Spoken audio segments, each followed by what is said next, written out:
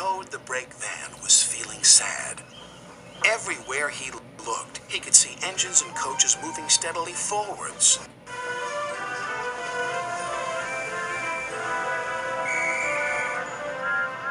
They all looked confident and cheerful. One day, he decided to talk to Oliver, the Great Western Engine.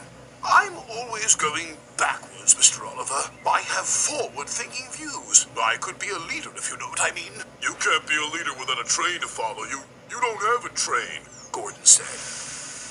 Toad felt sadder still. Oliver wanted to help.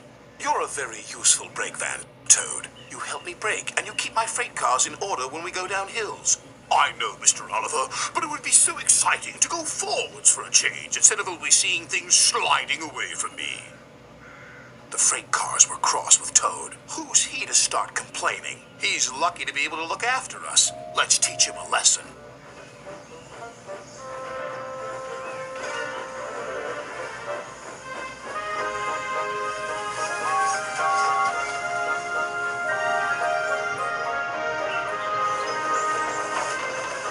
The freight cars decided to carry out their plan when they reached Gordon's Hill.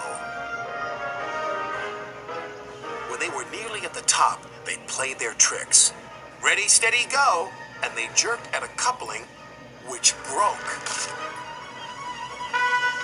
We're making your wish come true, Toad! Follow the leader, yelled the freight cars. Toad was still in a state of shock, so he didn't know what to think, and he couldn't ask the conductor. He had jumped clear.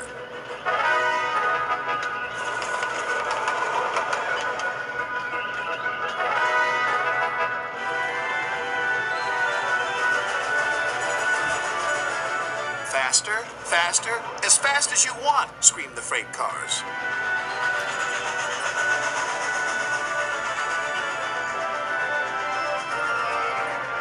Suddenly, Toad found it fun, but the fun was soon over. A crossing lay ahead and the gates were closed. Toad couldn't stop. Worse still, Toad now realized he was on the wrong track. There ahead was Gordon. The signalman changed the points just in time.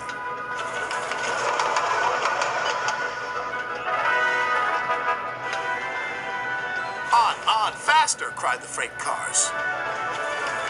Suddenly, he saw James pulling a long, slow train. Oh my goodness! Help! Save me! A quick-thinking shunter did, just in time. What was that? Exclaimed James. The signalman warned the station master at the next station. There's a runaway coming. We'll send him into the sidings. Help! Help! Called Toad again. Toad saw some buffers. Those'll stop me! But the points to the buffers weren't set. No! I'm back on the main line!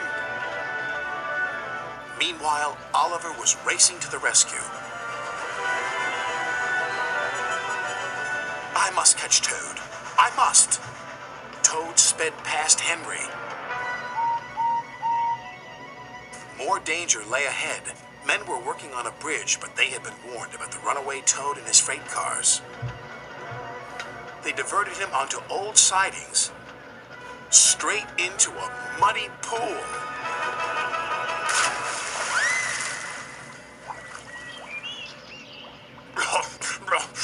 Stopped at last. Oliver arrived, and when he saw Toad, he could only smile. A pond is the only place for a toad, I suppose? That night, Toad spoke to Oliver. I'm sorry, Mr. Oliver, if I caused you any embarrassment. That's all right, Toad. So, what do you think of going forwards? It was fun, decided Toad, but from now on I'll be happy to look forward to the future, busy going backwards, so to speak.